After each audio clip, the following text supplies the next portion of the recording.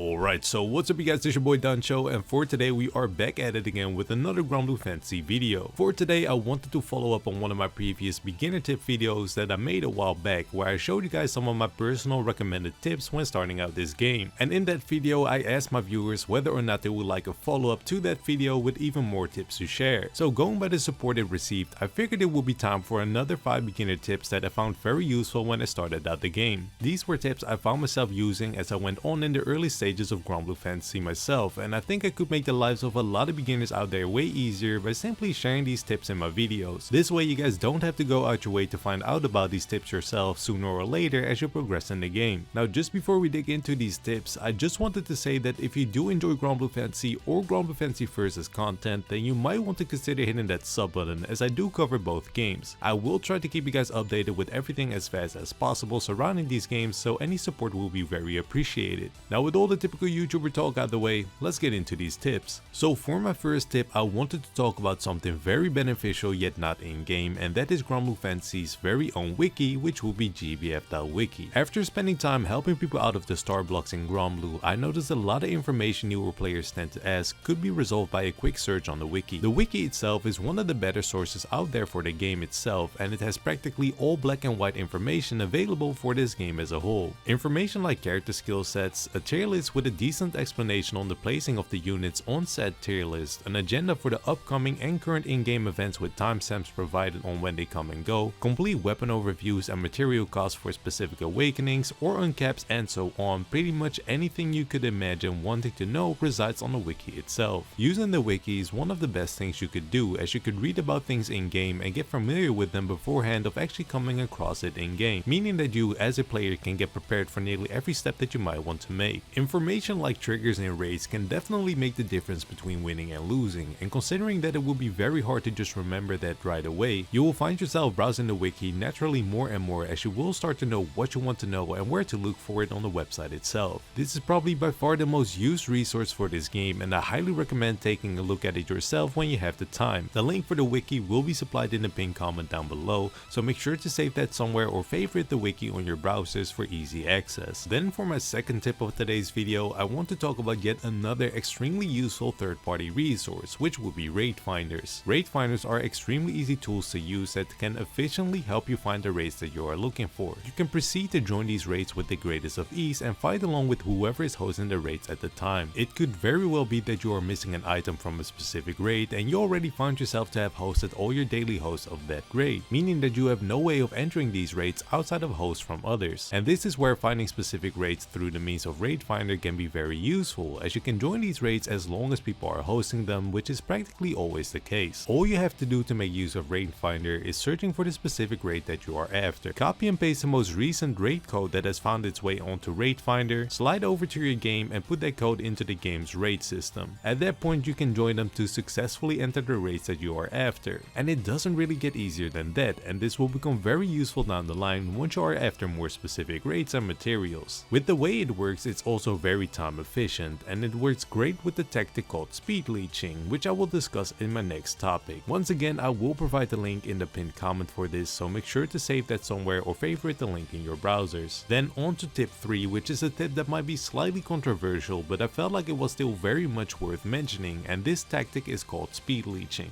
Now speed leeching is quite literally what the name tells you, as when you speed leech you can join the raids very quickly and at a heavily increased rate compared to the other ways that the game might present you with. The goal of leeching is to enter the raids and do slight to minimal work, but by doing the slightest bit of work you still get the chance at the materials that the raids drop that you are speed leeching. Now you can imagine that as a host, seeing someone join and do absolutely nothing is quite disrespectful to a certain extent, because the host spends resources to get the raid up, and in return it's common decency to help people out as much as you can. That said, you're a beginner and you're not here to make friends, you are here for the material, so speed leech to your heart's content. But you didn't hear that from me. Now this tactic is the most optimized with the use of raid finder, which I explained just a second ago, so that is a nice way of getting familiar with raid finder whilst also going out hunting for materials. All in all, this is a tactic that is very quick yet rewarding for the players using it whilst doing minimal work for it, so do know that this tactic is definitely out there, but also keep in mind that this is relatively disrespectful towards the people who are hosting these raids that you can join, and do know that this will definitely happen at one point in your own hosted raids by other people. And with speed speed leeching discussed, I'd like to talk about Fote Episodes, and to do so I will first explain what Fote Episodes exactly are. Now Fote Episodes are special cutscenes that provide lore about the character that you recruited along the way of playing the game, and whilst it serves as a good little story to understand the lore of your freshly received character, it also has other benefits to them, as Fote Episodes also unlock character skills and give crystals as you clear them. Often beginners forget about Fote Episodes or aren't just quite sure what to do with them, and tend to play with units that still have their skills locked, which makes it so that they can't use their characters to their maximum capacity. This is even more so the case when we are talking about characters who have received their 5th uncap, as those 5th uncaps are gated behind their Fote Episodes to unlock. There's absolutely no harm in completing these Fote Episodes, and even if you aren't into knowing about the character itself, you can completely skip these episodes and still end up with the rewards and the unlocks that you would receive from it. So skipping is definitely a route that you can take to speed things up. All SSR characters have fully voiced Fote Episodes, and to some extent a good bunch of the SR and R characters as well, and I personally do recommend reading them, and it doesn't really take that much time and you get to know the characters even more that you're playing with, to the point that you might start liking these characters even more so than before. So definitely play your Fote Episodes, because as you go on with the game itself you will unlock tons of them, and they can definitely provide a good chunk of crystals for you if you do decide to clear a good bunch of them in one go. And with Fote Episodes discussed, we have arrived at the last tip of today's video, which will be using the Twitter function on your raids to make them public. Now this is something that many beginners have no clue about on how it works, but it is actually quite beneficial as it helps speed things up for you by quite a bit. The main benefit from using the Twitter share function is that your raids will become completely public, as your raid ID is now floating around on Twitter. And what happens then is that the raid finders we discussed earlier are able to pick up your tweet with the raid ID, making it so that the raid gets added to the raid finders list, allowing other people to join way faster than using the regular share function in the game. This can be a great help, as making raids public this way makes it so that you can sometimes speed race through the raids that you just really want to get done. Now I do understand that some of you guys out there either have no Twitter at all or don't feel like spamming your Twitter with raid IDs from Granblue Fantasy, so I do highly recommend just making a throwaway account purely for the use of Granblue Fantasy. Link that throwaway Twitter account to your Granblue Fantasy account and you're good to go without having any other issues to worry about outside of getting your raids done. Now these were my second batch of tips that I definitely wanted to share with the newer players after my first video covering the initial 5 tips that I had in mind, as these tips helped me quite a bit when I was still starting out myself, so hopefully you guys will find the information I gave today just as helpful. If you guys do feel like you want more beginner tips, then I'll gladly make another video with some more tips for beginners, so let me know in the comments down below if that is of any interest. If you guys want more help from me directly, or just feel like joining a place where you can meet more Granblue Fantasy players to talk about the game and have fun, then I do highly recommend joining my Discord, which I'll provide the link for down below. We have recently reached the number of 300 unique members as I make this video, so thank you guys for all the support on Discord, and hopefully I'll see some of you guys there too. So that was it for today guys, it was your boy Danchou, stay healthy, stay blessed, and I'm out, peace.